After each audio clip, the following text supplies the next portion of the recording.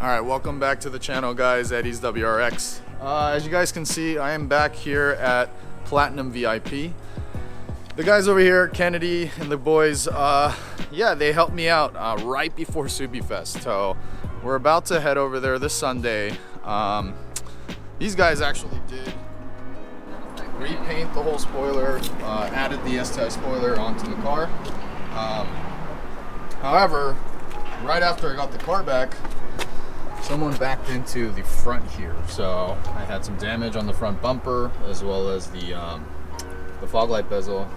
They went ahead and took care of that right before the show. So looking to get this back on the road and yeah, get it over to the show, guys. So huge shout out to Platinum VIP. You know, these guys always get the job done, as you guys can see from their many builds going on right now. So all right, we'll check back in on the road.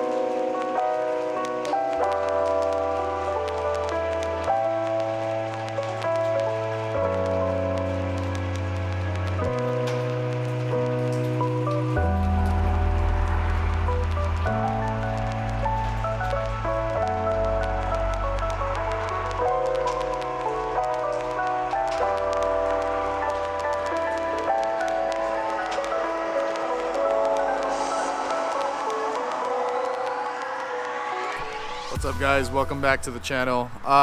So we have the WRX back. Very happy. As I said at the shop, we had a little bit of a front end damage. This Sunday is actually Subiefest over here in California, so kind of wanted to have the car back. And I've had this car since February of basically you know, 2019, I believe. So in the last about 9 months of owning it, haven't really done too much, but I wanted to show you guys my progress, at least up till now. I think there are some things left, like wheels, suspension.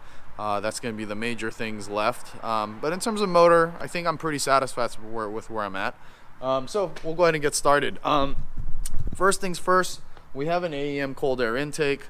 Not particularly the best one on the market. I'm sure you guys all know who have FA20 WRXs. This thing is garbage. So this is actually going in the mail.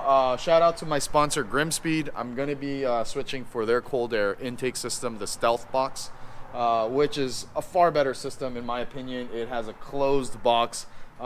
This, as you guys can see, it's just not really, it's not a great design. And my tuner, personally, the app just told me to throw it in the trash. So yeah, we're gonna go ahead and continue.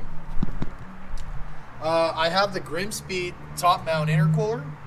This is it's been a great piece. I still have one last part to install on here, which is the AEM water methanol injection kit. That's gonna be providing the extra fueling and, you know, help with a little bit of cleaning the intake valves, so I don't have to do walnut blasting again on this car, which has been done. Yeah, so it's a good way to bring the IATs down for guys that live in California like me, and don't want to run an externally wastegated setup for the headers. So that way, you know, I'm not getting pulled over every corner or have to worry about getting pulled over. The next part I wanted to discuss is the IAG Street Series air oil separator. I don't know if you guys ever taken the charge pipes off on one of these, if you've never had an air oil separator, but it is just coated in oil. So because of the PCV system and how this car reroutes the oil vapors back into the intake tract, that's really what's causing the issues with the intake valves getting all carboned up. And this is actually surprising. Once I installed that after the walnut blasting, that with the some of the other supporting mods has really kept the intake valves fairly clean. I did take a look at them the other day when I had my intake manifold off again. So moving on, let's go into some of the basic bolt-on mods that you guys would see with this car. I don't know if you guys can see, but let me see if I can show you guys. There is a little bit of red right there. That is my upper TGV deletes. Those are IAG TGV deletes. Right under that are the OEM lower TGVs. However, I went ahead and gutted it out.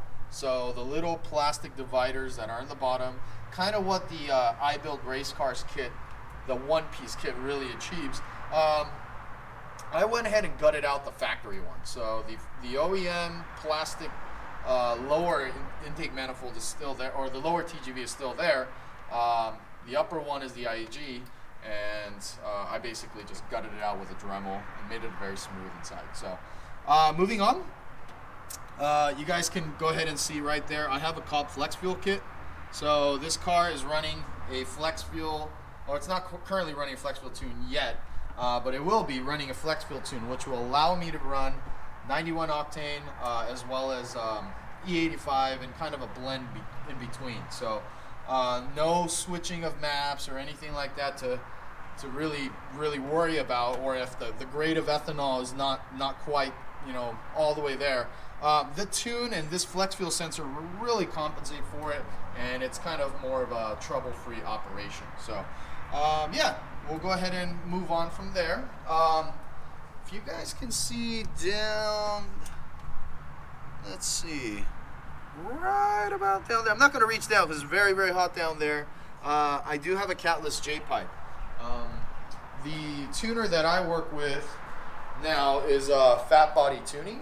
Ron Watson particularly does not like Catless setup cars. So for this reason, that's why I chose to go with the water methanol injection kit, which is kind of like the real way he'll be tuning this car. So other than that, everything else is cosmetic stuff, guys. As of right now, the OEM factory catback exhaust is still on. So let me go ahead and show you guys that real quick. So yeah, still the OEM catback exhaust. I recently had a run-in with the police here in California, and I got a nice visit to the state ref. So for that reason, I don't want to go with a really overly loud exhaust system. And also the reason why I chose the water meth system was so I don't have to go with the external wastegate header. So yeah, we'll move on to the cosmetic pieces from there, guys. All right, so you guys can see the pulley cover, the radiator shroud, and the fender shroud. This is all Grimmspeed pieces. These guys make awesome pieces, and I think it makes the engine bay look really good. Because the car was recently in an accident, I had them shave the license plate holes and actually fill them in when they were going to repaint it anyways for the front end damage. So that really, I think, turned out nice. I don't like the holes being there and whatnot. So I do still have the front plate using my Grimmspeed front plate relocation kit. So that's been a good way to keep the cops off my back. This is the iJDM Toys S4 LED DRL fog light bezels. I like them. I paired them up with the Morimoto XB LED fog lights.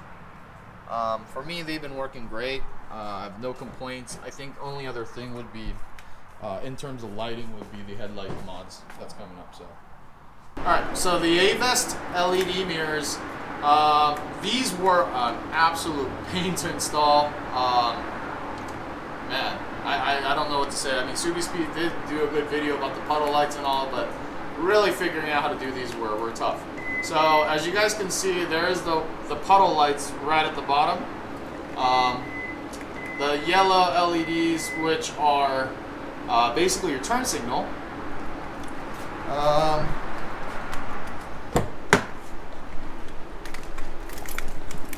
We will